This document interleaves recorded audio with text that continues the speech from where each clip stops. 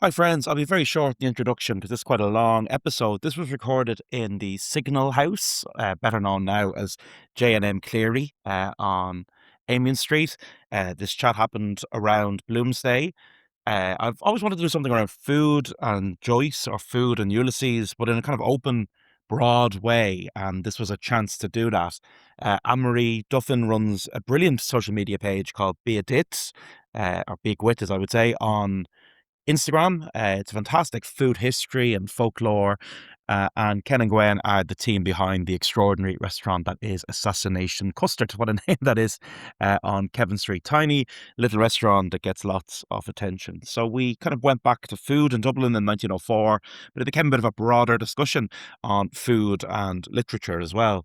I hope you enjoyed this one. Thanks to all listeners of the podcast. A special thanks to those of you who support it on Patreon. I love taking the podcast out and doing kind of live things, but there's a lot of editing in the aftermath. So thanks for your patience. But I think these last two live ones with Sabina Higgins and now this are both really, really special.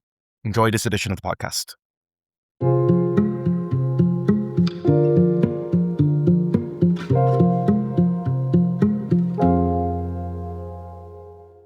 Ulysses is a book that can terrify people.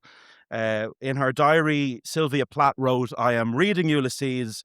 God, it is unbelievably big, great, and mind-cracking." And it is all of those things, to be honest, but it's a book with layers and layers and layers to it. You can go digging for Homer's Odyssey and you can enjoy the language jokes in it, or you can just take it as a rambling journey through the city of Dublin. I'm really looking forward to this chat, and it's a dream panel for me.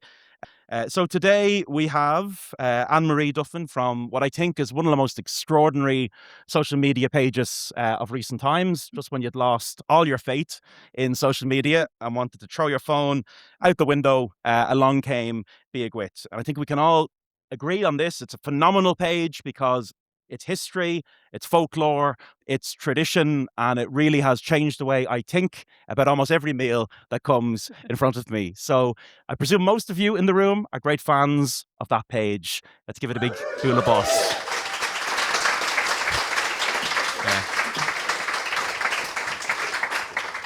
Ken and Gwen, who are hiding back there, run a brilliant restaurant called Assassination Custard. I think there are currently 35 times more people in this room that can fit in Assassination Custard. And like Leopold Bloom, they're not afraid of the inner organs of beasts and fowls. And there are 3 dishes tonight from Assassination Custard. Be brave, right? Be brave. A good beginning, Anne-Marie, before Joyce, all of that is your page. It's a really interesting project. It's as much about folklore as it is history. What is the origin of the page and why did you set it up? Well, I suppose really simply, the reason why I even started it was because I just got really tired of hearing this suggestion that Ireland somehow lacked a food history, or at least lacked an interesting food history. Like people keep saying that, and it's not something that is old. I heard this on national radio about 2 weeks ago. That we just don't have a very complex food history because of the famine, because like of, colonialization and all this kind of stuff. And I did not start out with any sort of lofty ambitions to change those perceptions myself in any way. Like this was never meant to be an academic project. My background is as a radio maker. I used to make documentaries and I used to work as a researcher. And just through working in that kind of field, I kept coming across these stories and also these really interesting materials like adverts or branding. And it was kind of playing a bit on my mind the fact that the predominant narrative was that we were somehow lacking in this area. And then without necessarily trying, I kept coming across stuff that was kind of saying otherwise. And to be totally honest, the only reason I started an Instagram page was because I couldn't keep sending my friends this stuff about butter at like 1 o'clock in the morning. I like how the page seems to find food in the news. Mm. So, for example, Catherine Connolly becomes president. The menu for Connolly's inauguration dinner goes up online, and your brain obviously goes, "That's very interesting. I wonder what previous inauguration menus look like." Yeah, and I think the funny thing with that was I came to those historical menus with a certain mindset, which was that Oh yeah, I wonder if people were really thinking about, how we represent Ireland on the plate at this point because we had an awful lot of other stuff going on in our history. Um, but I was really surprised because we absolutely did. Like, we think of like Eamon de Valera's, which was essentially probably set the blueprint for like weddings for the next 30 years. You know, it was, a brown soup and chicken and ham and spuds and, some strawberries and ice cream. And then even thinking of, say, Mary Robinson's, and you had a really obvious French influence. And, so I didn't think that maybe these people were thinking about the importance of state dining at the time. And then the great stuff about looking at these records and maybe not coming from it from a very academic background is I'm really always happy to be proven wrong. And yeah, and the presidential stuff, and even as we're looking now into like, our EU presidency and stuff like that, there's lots of scope to look back at what we were serving years before, and yeah, some of it is you're really proud of, and some of it is this day and age it's really questionable, and that's the fun of it. But it involves learning your way around the archives, and I suppose food history is everywhere. You could find it in the 1926 census, Giuseppe Servi and his little chipper on Pierce Street. Yeah. You can find it in the military archives. You kind of, if you have a good dig, what I've learned from your page is that food is in every aspect of our lives. Yeah, because and you know what? I think food history in some weird way, we overlook it because it's so everyday and we see it as so ordinary. And lots of us have grown up, particularly, in rural Ireland, like I'm from Wexford. And, you were never really too far away from pigs or hens or like people growing their veg if you weren't doing it yourself.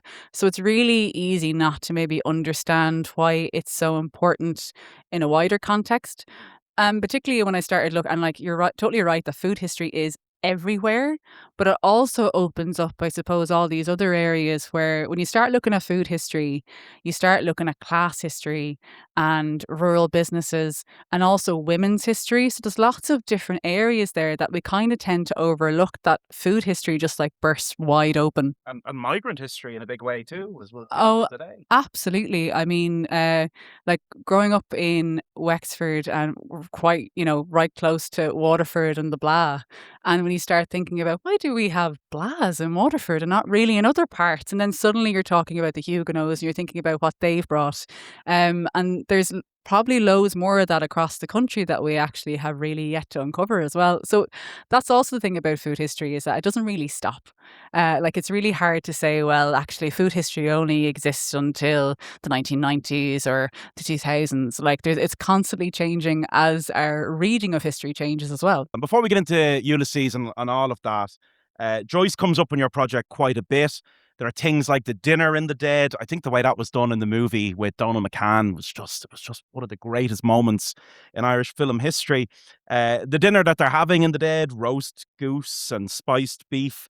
But look at them there. With Joyce, food is never just food, is it? It's always the dinner table. It's the ritual. It's the political battleground, all of that food can be. Yeah, Joyce really does write about food, I suppose, like very few others. And like he's obviously describing in The Dead exactly what's on the table. But he's also, it's really excessive. It's a little bit overwhelming. And you just feel like it's just a general sense of too much. And I think that's kind of the point. Because as you rightly say, it's never just about the actual food. And I think particularly around, Gabriel's dinner speech, where he seems to be saying how great his aunts are because they have this fabulous display of Irish hospitality and God, isn't the generosity amazing? And then he kind of undercuts it by saying, but to an outsider, it might seem as a princely failing, as if the Irish are almost kind of too generous for their own good. And I think one of the reasons that people keep going back to the dead is particularly thinking about those kind of tensions between kind of what food can represent, the family history, the family traditions and family identity. And the bit that really sticks out to me, and this is the reason why I actually reread The Dead as I'm going home on the train to Wexford for Christmas every single year to remind myself that family tension is somewhat expected around the table. Because one of the guests suggests that, maybe for this, maybe we should serve the goose, I think, is it, with some applesauce? Yeah. And Aunt Kate immediately slaps that down, because it was, roast goose on its own was always good enough for me. And again, it can really remind us that to suggest to change, the food at a set dinner can actually become like a personal affront or a personal attack. The Dublin we're going back to today is, I suppose, post-Victorian. It's the Edwardian city of the early 20th century. And there's a great description of that city from the revolutionary C.S. Andrews, who was probably better known as Ryan Tubridy's granddad. And describing Dublin at the beginning of the 20th century, Dublin was a British city and accepted itself as one. Its way of life, its standard of values, its customs were identical with those of, say, Birmingham or Manchester, except to the extent that they were modified by one great difference: religion. Now, I'd suggest there were other things that were different between us and Britain in the early 20th century. Food, I think, was also quite different. And it might be worth maybe getting a bit of an outline of the city and where people were buying food. I mean, there's the brilliant South City Market. No, that's not, sorry, that's the fruit and vegetable market, which is being restored at the moment. But you had the fruit and vegetable market, you had the South City Market, now the Georgia Street Arcade. Lots of places that were vitally important, I suppose, in the city feeding itself. Yeah, and like Ulysses, I suppose, is really famous for mapping out all of these great pubs in Dublin, but it does give you a great overview as well of all the kind of food businesses and just the different places where people do look to get their food. As you said, yeah, the fruit and veg market. When you do read that piece from Ulysses, like at this day and age, you are so jealous. Mhm. One that it just exists, but also when you actually see everything that's there, and you have your normal fare like your spuds and your tomatoes and your cauliflower, and then Joyce is mentioning all these exotic things, like pineapple, like Rangoon beans and figs, and obviously like the that market on the north side was a really central hub, for markets, for market traders, for street traders, for grocery shop owners, and all that kind of stuff. And as you rightly say, then you move to the south side to what we now know as the Georgia Street Arcade, which I think was maybe one of the first shopping centres in Ireland. And there you obviously have your fruit and veg as well, but you also have a network of fishmongers and butchers. And then separately to that, you do also have this middle class that they're the salaried middle class, let's say, who start moving a little bit beyond the city, and they're shopping in nice grocery shops or nice new department stores, and they have this new innovation where they're printing their price lists in newspapers or in pamphlets so people can figure out what they want in advance, go in, order it, go home to the lovely suburbs and get their stuff delivered, which, at that time feels, when you think back of food at this time, you're like, God, that's quite a big innovation. Like in Wexford, we still can't get, in my area anyway, we can't even get a super value delivery. Typical Dublin. So this is the Leonards in that image. Kate Leonard was one of the very first stall holders in the Dublin Corporation Fruit and Veg Market, and the Leonards are still selling fruit and veg in the area of Dublin we now still colloquially know as the markets. And I hope when the markets reopen that families like that with that intergenerational connection to it will be part of it. I think that'll be really important to the market working out. Absolutely. And I mean, it's just also making sure that food like this is accessible at a widespread level. Although saying that in 1904, I can talk about all the varied, fruit and vegetable that's available. That actually doesn't mean that everyone had the means to have that. Like, obviously, there was a grinding poverty in the city at that time. And then you also see people who don't buy all of their food. You see things like families, particularly in the Liberties, having pigs and having hens, and also when they have the space that will allow, kind of grow their own vegetables as well. I mean, the chief medical officer of the city, Charles Cameron, 50 years in the one miserable job. He wrote about, yeah, people keeping basically unofficial dairies at the back of tenement blocks, just trying to save a few quid here and there with sometimes literal fatal consequences. Yeah, I think there was a massive health issues and stuff like that as well. So I think there was a bit of a cry when they tried to almost ban the unofficial keeping of pigs in the inner city. And yeah, what a lot of family would do would they would get a banyan or a small pig, and they would like work to fatten it kind of over a certain period of time. And you know, it's the reality of life that they would sell that on for slaughter, and that would mean a massive amount of money for the family as well. The other thing that's going on in the kind of Dublin of 1904, there's a cultural revival happening, and you would see this great image. I love that. The forerunner, if you will, of Guaranteed Irish was Dainta in Éireann. That's an ad for the Irish farm produce company Jenny Wise Powers cafe at 21 Henry Street, the location where the 1916 proclamation was later signed. I love that our Proclamation of Independence was signed in what was essentially a vegetarian restaurant.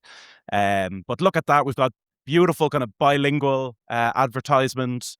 Buy your butter, eggs, cream, and honey from the Irish Farm Produce Company. People were thinking about what they were wearing, and they were buying Irish clothes. They were thinking about what they were speaking, and they were trying their best, from working men's clubs all the way out to the townships. The Gaelic League was in the ascent. Were people thinking in 1904 nationally about what they were eating? I think that's a really interesting and kind of complex question because it brings up the question of what is Irish food. And when you're speaking about what is Irish food in 1904, or you're speaking about what is Irish food today, well, what's actually your definition? Like, is it that all your ingredients for every single dish is going to be from Ireland somehow? Or is it that the dishes you're eating, you can trace like a really long legacy that could be decades or centuries old? Or is it the food that like a certain class or a certain religion is eating? So it brings up all these kind of questions. But I mean, this is great because also to have that kind of focus on Irish produce, you know, is totally right. And as we became an independent state later on, we did really focus on trying to be somewhat self sufficient and banning particularly British imports. But then what also that did to our food culture has to be thought about as well, because then you do see things that were probably available in 1904 that actually weren't available in like 1950s and 1960s, whether in your rural Ireland or the cities. But one thing you did mention there, which I think is a really important part of our food history as such, and it kind of blew my mind when I came across it, is this idea of vegetarianism and the rising popularity of vegetarianism at the time. Like I first came across that in Roy Foster's book, is it Vivid Faces? And he speaks about the revolutionary generation being interested in vegetarianism, not necessarily because of the animal element, but a little bit more about the impact on your body and your mind, and also likely because you're a little bit more able to be somewhat self sufficient then if you're dealing only in produce that you can trace quite locally. And that's also something in our history that I think can tend to be overlooked somewhat. Yeah, and the temperance movement ties into that as well. I Oh, think about yeah. his great friend in university, Francis Sheehy Skeffington, who's a real heroic figure. Like Francis Skeffington marries Hannah Sheehy. They take each other's surnames, which is just at the time extraordinary. Yeah. And Francis Sheehy Skeffington is, amongst other things, a vegetarian and a teetotaler. So Yeah. he's kind of the embodiment of this idea. And Joyce, of course, calls him Hairy Jesus. If you've ever seen Skeffington, that makes a lot of sense. But he was really thinking nationally in some ways about, Ireland sober is Ireland free. That idea meant a lot to them. Yeah, and an awful lot of it, I think, as well, is kind of what it means to, be great thinkers. And to be great thinkers, you need a pure head, you need a clear head. And also, that's kind of tied into the ideas as well of, food being somewhat moral. As we're talking about, not necessarily at the time were people really thinking about animal rights in this way, but they were really thinking about what they're putting into their bodies and putting on their bodies and saying as well. Before we get into Leopold Bloom's big day, Joyce himself could be very sentimental at times. And in 1904, Jay Fisher and Brothers in New York released sheet music for a piece of music we all know and love. And you're welcome to sing it if you want to. Molly Malone. And it's a song that his friends Mary and Padraig Cullum remembered him singing with great pride in Paris. It's probably a particularly good example of how food can become entangled with our collective memory. I mean, people stand on Hill 16 and they belt out this song about cockles and mussels, and they might not realize that when they're doing it and when Joyce was doing it, food is there in our kind of popular culture and our psyche. Yeah, and I think the great thing about, like food and music do kind of lodge themselves in our memory the way like very little else does. And looking at it from a food history perspective, when you're eating in the big houses or you're eating in fancy restaurants, though that food is recorded on the menu cards, but for everyone else, you're looking at your stories and particularly your songs. And like Dublin has some brilliant ones, like Paddy Kearney's down by the Liffey side. The ode to the one and one always comes in mind. The one and one being like fish and chips, stunning. And then also, yeah, like Molly Malone is great because it's also a really good record of the fact that shellfish, particularly cockles, mussels, and oysters, were kind of the original Dublin street food. It's what people would eat on the go. And that obviously brings us to famous fairs like the Waxy's Dargle, which is one of the best lines when it comes to the lack of food. When you see the hurt, when your food is scarce and you see the hearse, when you know you died of hunger. This first piece from Assassination Custard brings together mussels and a classic piece of Ulysses grub. And I'm going to ask Ken to tell us what it is. Hello. Thanks for coming, everybody. I'm getting the hang of this at the second sitting. So what you have in front of you are little Torelli biscuits, which are little Italian biscuits we make in work. Shock her. We don't believe we make them. You don't buy them in a packet. And then there's cheese on top, gorgonzola, because why not? No burgundy here. And then we have mussels on top as well. So fish and cheese, kind of funny combination. Italians never go for it. But I think it's beautiful. So enjoy it. And nice to see a few faces from the restaurant here. And you do describe Assassination Custard sometimes as sort of an Italian. Sort of Italian, yeah. I Italian-ish, or sort of. I think because we kind of cut my teeth by eating really great food in Italy, which is all about the produce. So not many things on the plate, just showcasing kind of a few little bits and pieces, and offals particularly. Brilliant. Okay, brilliant. Enjoy it, lad. Thanks. So I always like to give people a minute there just to talk about it amongst themselves and what they thought of it. Onto the big blue book now. Ulysses. Food is never too far from our protagonists. Stephen Dedalus wakes up in bad company and they have a fry for breakfast, which is exactly what I'm planning to do tomorrow. And then as we journey through the episodes, our protagonists are walking through the city and passing by businesses or dropping into businesses as they go. Some of those places are very famous and are still open for business. So as we journey around town, we're going into places like Davy Byrne's. We're often just walking by places as well in the book. And what I find really interesting is that places are name-checked, but not always positively. A lot of business owners at the time when they got this dirty book from Paris were none too happy with how their business was mentioned in it. But nowadays, it doesn't matter a damn if the mention of your business is good or bad. The fact you're in Ulysses in itself is something to celebrate. So in Wandering Rocks, we find Crimmins Wine and Spirit Merchants, which is now the Malt House pub on James's Street. The Lewis goes right by it. You know that pub. Lovely weather we're having. Yes, indeed. Good for the country. Those farmers are always grumbling. I'll just take a timble of your best gin, Mr. Crimmins. Small gin, sir. Yes, sir. Jame's restaurant gets a few references by name. It opened its doors in 1904. So Jame's was a baby on the Dublin food scene it opened its doors in 1901, pardon me. It was a baby on the Dublin food scene in 1904. I love Jame's because it had a real arrogance about itself. And it described itself in advertisements at the time as, quote, not the best French restaurant in Dublin, the only French restaurant in Dublin. It's about as iconic a restaurant as Dublin has ever produced. Yeah, I mean, absolutely. But even just think about that for a second. We think about food in 1904 in Dublin. It had French chefs. It had a French restaurant with French chefs. And it's just a brilliant reminder, I think, of what a vibrant food city Dublin actually was at the time. You had them, you had oyster bars, you had, chop houses, you had grill houses. And again, it can be so easy to kind of overlook, I suppose, just everything that was going on in Dublin at that time. But you're totally right in Jammeh's being really iconic. It was set up by two French brothers, Michel and Francois. And I think it was, of course, of course, they're their names. Um, but I think it was at Michel who was actually, he was a chef for the Lord Lieutenant of Ireland. So he was over there in what was the Viceregal Lodge, now Oris on Uachtaráin.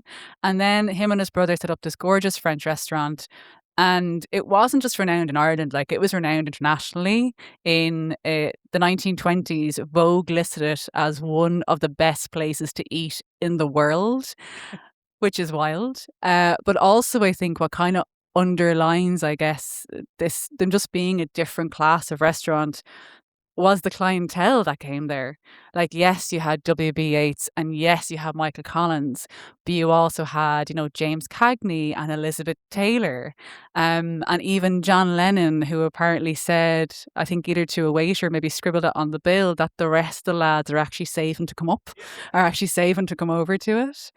My personal favourite, though, is the fact that Maeve Binchy apparently celebrated finishing her leaving cert by having dinner in Jammeh's, which again is a nice reminder of how food culture isn't always equal. Bloom is a lot of things, but really he's a real ordinary man. He's the everyman. He's everyone. And as he wanders through the streets of Dublin, he's just an ordinary fella going for lunch, isn't he? Perhaps the most famous lunch in literary history. And Bloom, our everyman, he initially goes somewhere else for lunch. He goes to Burton's. And this is a good example of how it doesn't matter if the mention in the book is good or bad. You just have to be in it, because Burton's restaurant is about to reopen under that name on Duke Street. You might have seen it there beside Davy Byrne's. He doesn't like Burton's when he looks inside of it. Pungent meat juice, slops of green, see the animals feed. Men, perched on high stools by the bar, hats shoved back. At the tables calling for more bread, no charge. Swirling, wolfing, gobfuls of sloppy food, their eyes bulging, wiping wetted moustaches. So instead he makes for the moral pub, Davy Byrne's.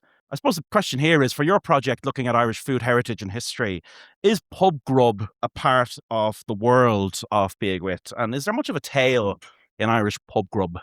Ah, yeah. I mean, of course. I came across a clip, I think it was from the year 1990, and it was a great one of Ronnie Drew talking about the changing face of Dublin pubs.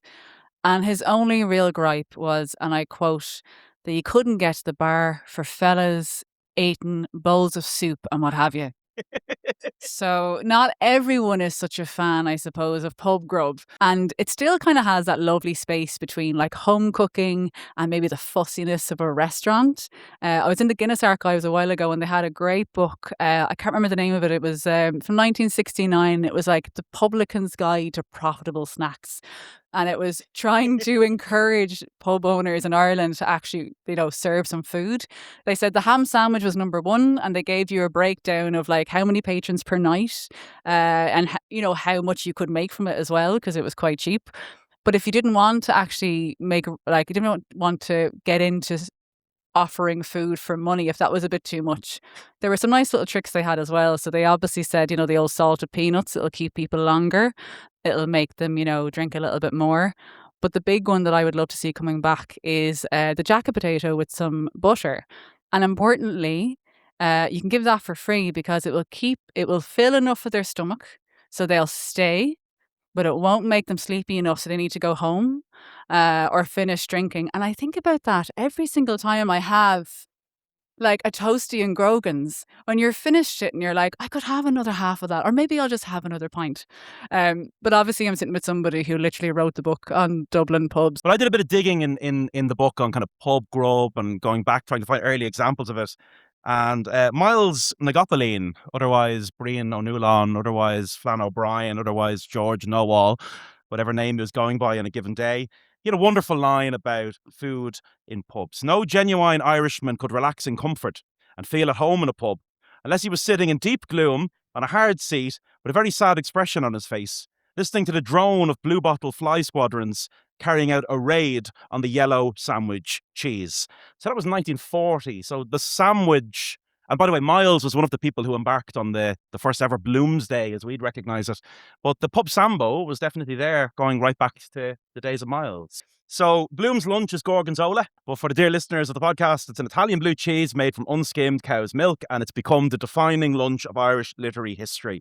I would wonder, was that a very exotic thing for someone to be eating in 1904? So here we have a catalogue from Finlanders where we find, amongst other things, gorgonzola. Can you talk us through what you could get in the Dublin of 1904? That is 1904, by the way. Yeah, that price list is from 1904. And importantly as well, the gorgonzola sandwich is actually paired with olives, which, both of them are pretty fancy in these days.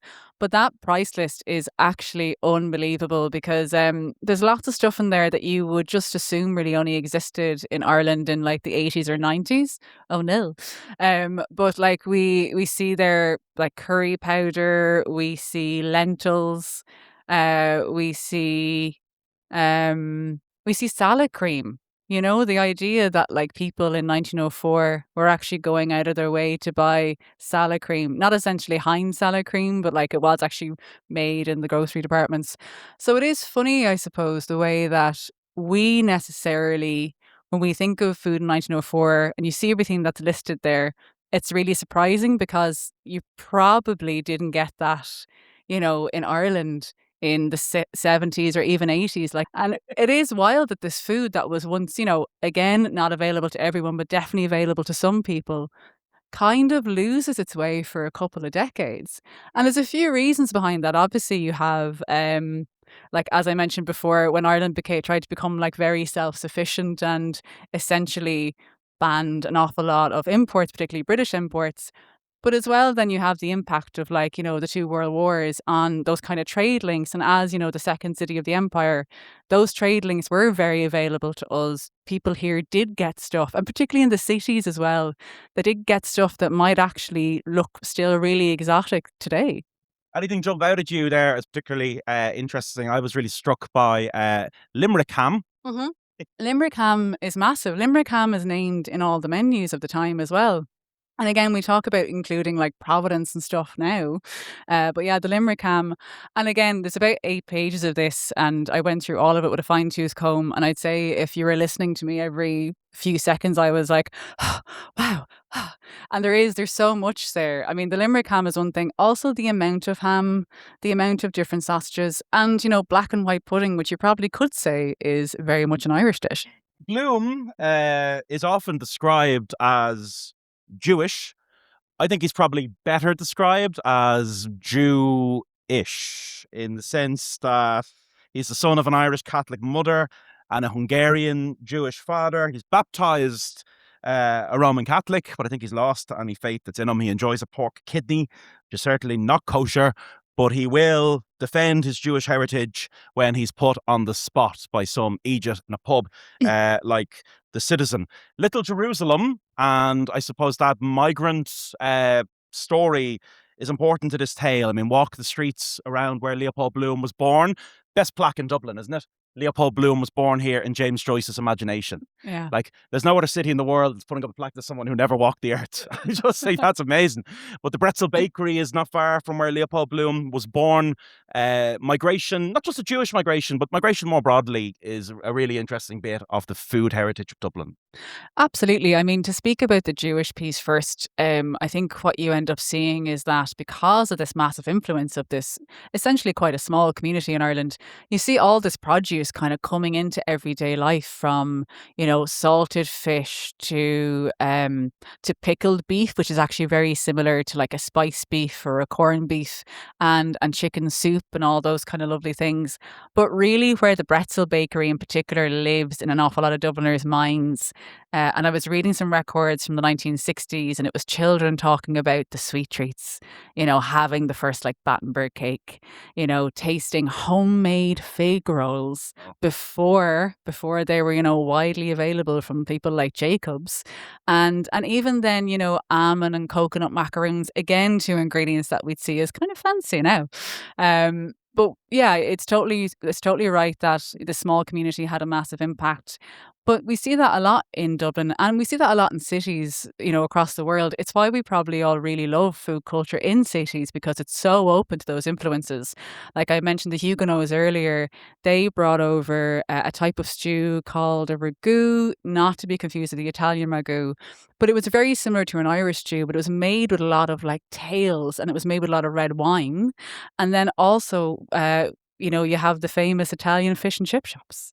They came over from immigrants as well, and they obviously have a massive stronghold in the city. So much so, I remember reading a record from, I think it was around, was it a family who lived in the tenements or maybe a little bit after?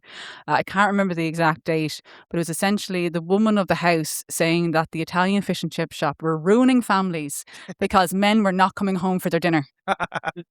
Well, I have to say, one of the people I went looking for in the 1926 census immediately was Giuseppe Servi, who opened the first fish and chip shop as we'd know it in Dublin. Isn't that an amazing image to think about, that corner and the change is witnessed? And, where you had Jewish businesses like that, two doors down, you now have what I think is one of the best plates of food you'll get in Dublin, which is the Kurdish business, Passion for Food. So how that area has kept changing and evolving is really fascinating. Yeah, but again, when you look at lots of Dublin, it kind of follows that lead, doesn't it? And again, where people kind of congregate in these communities, sometimes that's where you find the really most interesting food. Like I work just across the road, and like at lunchtime, you're popping up to Parnell Street or you're popping down to Capel Street. You're gonna have something a little bit more unique, maybe. There are lines in Ulysses that everyone knows whether they've opened the book or not. One of them is, of course, Mr. Leopold Bloom ate with relish the inner organs of beasts and fowls. So he would have enjoyed his lunch in Assassination Custard. Offal has all but disappeared from the Irish menu, but had a long history, especially in working class districts. And it's worth saying, offal was very much viewed as working class food. In the House of Commons way back in the 1860s, an MP was shocked by what the poor would eat. He said, "2/3 of the meat which comes into London is consumed by the working classes in the East End. They feed not on beef steaks, but on shins of beef. It was not upon joints, but upon offal that the poorest fed." And I suppose that was true in Dublin too. And a visitor to a Dublin butcher's in the day of Leopold Bloom would have found a very different sight from today. I love this ad. William Carroll's was open on Moore Street in the days of Ulysses in 1904, and in the days of the publication of the book in the 20s. I think it was still there in the 50s. But look at that. Trotters and wholesale and retail tripe. All of this was just part of the day-to-day diet of especially working class Dubs. Yeah, I mean, if you walked into a butcher in 1904, it was a little bit different than today. And you just had way more variety. And again, you had, the likes of sheep's head, you'd cow's head, you'd obviously your lovely pig's trotters, which were pig's feet. You also had pig cheek, you had liver, kidneys, tongue. And the reason was because all of this meat was a little bit cheaper, but also it led to like some really interesting dishes, obviously like our stews and our coddles, things where you had to maybe spend a little bit more time cooking it. But it was really cheap cut, but also allowed you to really kind of stretch out that meal as well, because you're adding more and more water to it just if you needed it. And I think as well, like we're talking a lot about, I suppose, why we maybe lost the love of the offal. And yeah, you needed maybe, well, one, I suppose, like an awful lot of food, if you have it in your head that it's linked with like poverty or penance, like when you think about our attitude to fish and how maybe Good Friday kind of ruined it for an awful lot of us, it's probably similar with things like offal, that once we kind of got a little bit of money, we maybe moved a little bit away from it. And also, it takes a little bit of skill, to make that stuff really tasty, which is also why not every restaurant in Dublin is serving what Assassination Custard are.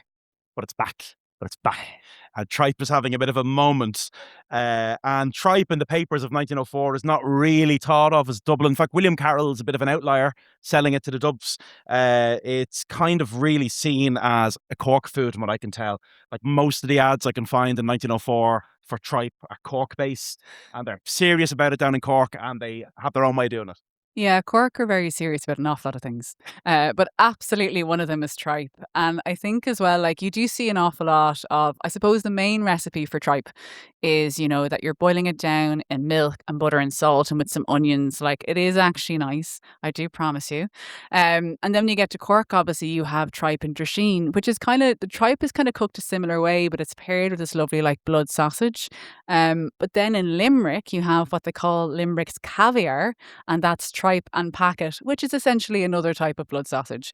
But I have seen recipes from 1904 as well that, have tripe and potato stew and also, tripe and potato soup and also stuffed tripe. And I suppose one of the reasons that tripe was actually really popular at the time was because it is of like an animal's stomach, like a sheep or a cow's stomach. And it was served an awful lot on Sundays because it was meant to be a cure for a hangover. The next thing we're going to eat, I think, is something you probably could have found in William Carroll's at 49 Moore Street back in the day, and I'll let Ken introduce it. Okay, so the next dish. This is where the fun starts. Okay, so this is beef tongue, and it's done in the style of like a spiced beef that you would have gotten down in Cork. Um, kind of dry brine for a couple of days, and then we have our own bread underneath. There's some giardiniera, needs a little pickle to cut through it, and then there's ricotta salata on top. Be We were brave. we were going to do kidneys, but that might lose half the audience, maybe. Okay, so from Leopold Bloom, we move on to the great Molly Bloom. And I think for Molly Bloom, it's not so much about the eating of food as the memory of it that matters in Ulysses. Bloom does bring her tea and toast in bed. And in 1904, a new name had arrived on the Dublin scene with the selling of packaged tea under the name J. Lyons. Part, of course, of a much bigger empire, but now very synonymous with every press in this city. And we won't have a civil war about what tea we drink. Tea gets so many mentions in Ulysses. Tea is almost there as often as the pint of the black stuff. I'm giving you 2 lumps each, he said. But I say, Mulligan, you do make strong tea, don't you? Tea is fascinating as it was once very much the preserve of only the elite. If you go to 14 Henrietta Street, they talk about tea in Georgian society. But by the 19th century, the tea break had arrived, afternoon tea for the top of society, but sustenance for the working class as well. We drink a lot of tea in this country. We are second only to Turkey. Vital to understanding us, isn't it? There's no understanding of the Irish people without having a sense of the humble cup of tea. Yeah, like John B. Keane once said that you could consider Ireland as a nation of poets. You could consider Ireland as a nation of conversationalists, but chiefly you can understand Ireland as a nation of tea drinkers. And we didn't always have access to tea, but when we did, we really took to it like ducks to water. So much so that when the working class got tea, it caused a bit of a moral panic. So in the 19th and 20th centuries, you see, moral reformers, you see priests, you see medical people, all very concerned about why the working classes were spending the majority of their wages on tea rather than actual food. But we became so well known for our tea drinking, we even had to have our own blend, and that's where the Irish breakfast tea comes from. That's just a really, really strong cup of tea made with really strong tea leaves because we were so famed for drinking it with loads of milk and actually some sugar as well. And yeah, the ad here is great because it was definitely seen as a bit of a labourer's drink. You would go out on the farm, you would go into your work, you would have your tea. But what I love about looking at food adverts of a certain time is understanding that there was somebody there in a marketing department who went, we need to make sure women know that they can drink tea as well. It's not just the lads on the building sites. Yeah, Yeah. well, how do we do that? Let's call the cup dainty. And then high class tea. Yeah, exactly. Yeah. You might not be able to afford afternoon tea, but you could still have a cup of tea at home. Molly's memories of food bring her back to Hothead. So she's there in bed, reflecting on better times in Hothead, where she remembers a shared kiss and the seed cake that passed between them. Seed cake pops up in the work of Dickens and Jane Austen, but this is seed cake's greatest moment in a book, without a shadow of a doubt. And it's a moment of great sensuality. She's in bed, she's in a good mood, and she's thinking back on previous times. Cake has important meaning here, but there are all kinds of rituals around cake and relationships, and kind of newly married couples had traditions around seed cake. Even the pursuit of a lover, there was things. If you do this, you'll meet your lover. Cake is this strange place and all that. Yeah, it's a really interesting kind of gateway into, I suppose, food and Irish folklore. Like, obviously, wedding cakes are really important in weddings, but they played this real dual role. And like when you think about food and folklore, whether it's, your butter, which, you could cast spells and stuff like that around Beltana, wedding cake is seen as there's a little bit of magic to it. And now before you had your big ice cake that we probably think of today, uh traditionally, like, wedding cake could have been a brack, or it could have been a fruit cake, or a tipsy cake, which is, as the name suggests, a cake with a bit of booze in it. But yeah, particularly in Irish folklore, wedding cakes are brilliant, and you see lots of different customs from different parts of the country. There's one where, all the single women, all the bride's single friends would play a game to try and see who could get a little bit of cake and keep it in one piece as they passed it through the bride's wedding ring. And that lucky person would be the next of her friends to marry. But then, if you didn't really have anyone in mind, you didn't really know who to be focusing your flirtations on. If you're at a wedding, you could get a slice of cake. You don't eat it. You bring it at home and put it under your pillow, and you'll dream of your future spouse. And then finally, the An one that awful waste of cake to me. but the one that I would particularly love to see come back is that, if you what was the last one? It's totally gone off my mind now, typically. Yeah, now I remember. So you get your slice of cake, or sorry, the bride gets a slice of cake, and obviously the bride and groom were the first to cut the cake, and the bride puts it into her sock and throws it around and fires it instead of a wedding flower bouquet at her friends, and whoever catches it will be the next to marry. Every time I go to Assassination Custard, I'm delighted when the seed cake is on the menu, and they're going to bring it out. And Gwen is going to talk a little bit about this dish. The next dish is the dessert. It's a seed cake, which was popular of that time. Um, we kind of embellished it a bit ourselves, as you do. So it has lemon drizzle and some freeze dried raspberries from Ballyhur farm. Yeah, so they do lovely mushrooms, and yeah, I suppose the best way to preserve soft fruit would be through freeze drying them. So it's a nice way to kind of celebrate new food.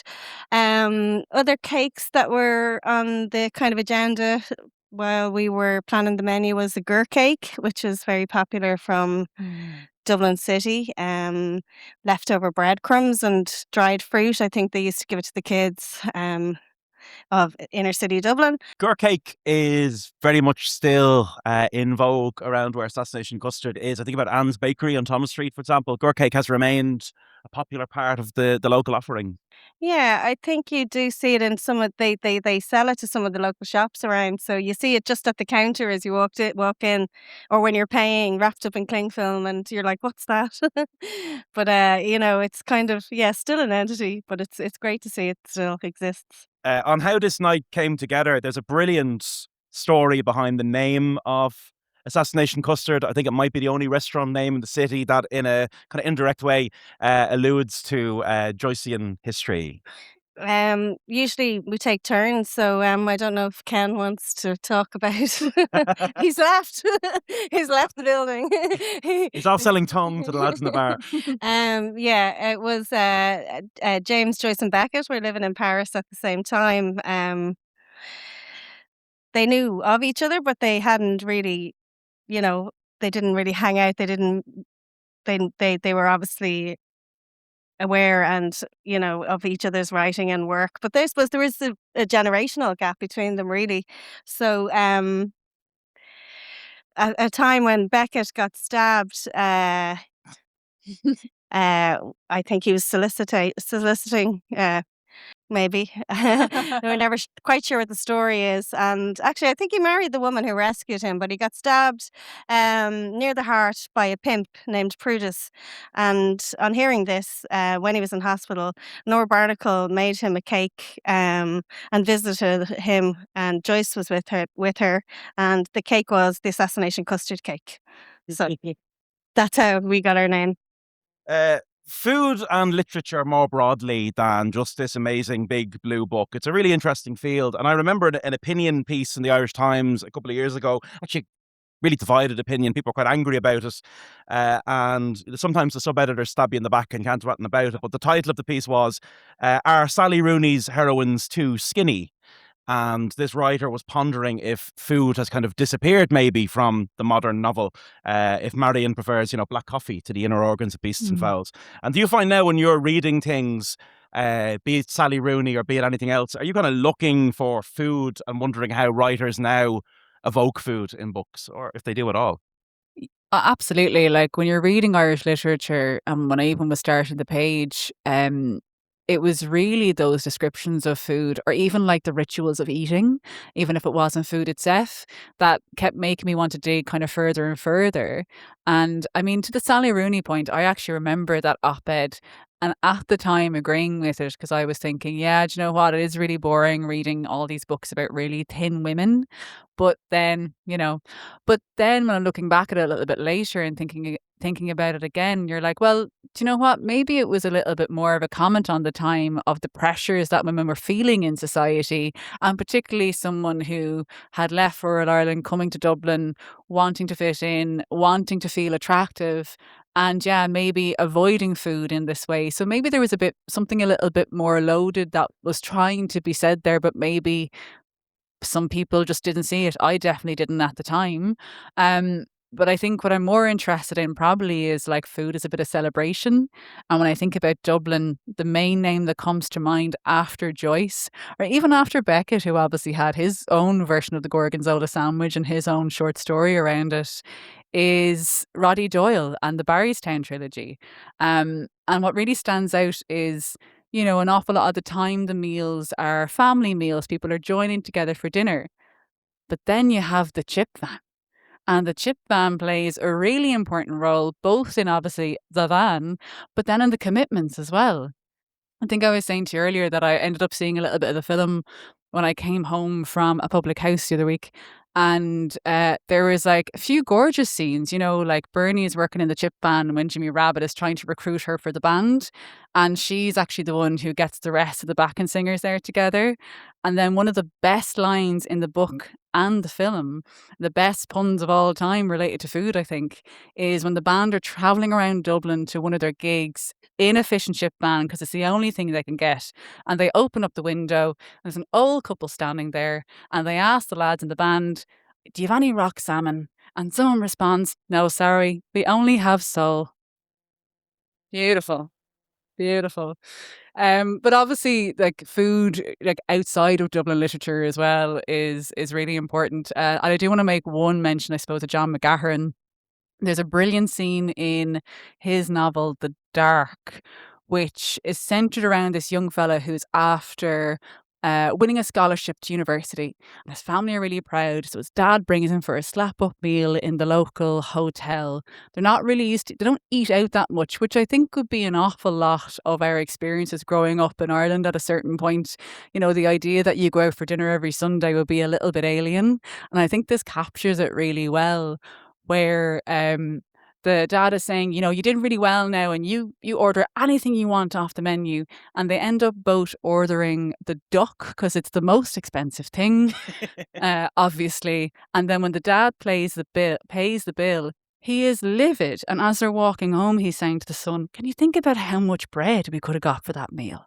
Like, this is a thing in restaurants. You're only paying for the sirs, and you're paying for the silver service and the view of the river that they think you'll never see. And again, like those rituals around eating, like literature is a really good archive, I suppose, of how that changes, because until you actually think about it, you're like, yeah, our approach to dining out has totally changed in the last 25 years. Seamus Heaney, there's someone who really did evoke food brilliantly. Oh, I mean, some of my favorite food poems are definitely Heaney. Like, there's a great line, blackberry picking, and he's talking about the juice of the blackberry, and he says that like summer's blood is in it. Like, it's almost violent, but it's so gorgeous. And then a couple of weeks ago, should I say, myself and my friend were down in Cork, and I obviously dragged her to the Butter Museum, and they had that gorgeous Heaney poem about butter churning, and he calls butter coagulated sunshine. And like, no one really writes about food in that way. I think as in poetry, he's just, yeah, it's stunning. So, a concluding question, Anne-Marie, what is the future of this project? Because it strikes me there's lots of things you could do with this. I'd love to see, for example, maybe a cookbook emerge from it, the great lost recipes of Ireland. That would be one thing that could come out of this project. I mean, I think we're going to have to do a tongue cookbook. So if you all could just keep your seats, I'm going to take out my notebook. No, absolutely. And yeah, I think you're totally right in that there's so much probably more to discover around particularly regional foods. Like we talked a little bit about it there and about the Blah and Waterford. I know I have friends from Mayo, and like every time for some reason we're in a different country and we have cooking facilities, somehow box tea is made. Like all of this food is in living memory, but I think the issue is that maybe we're only starting to appreciate that that actually is food culture now.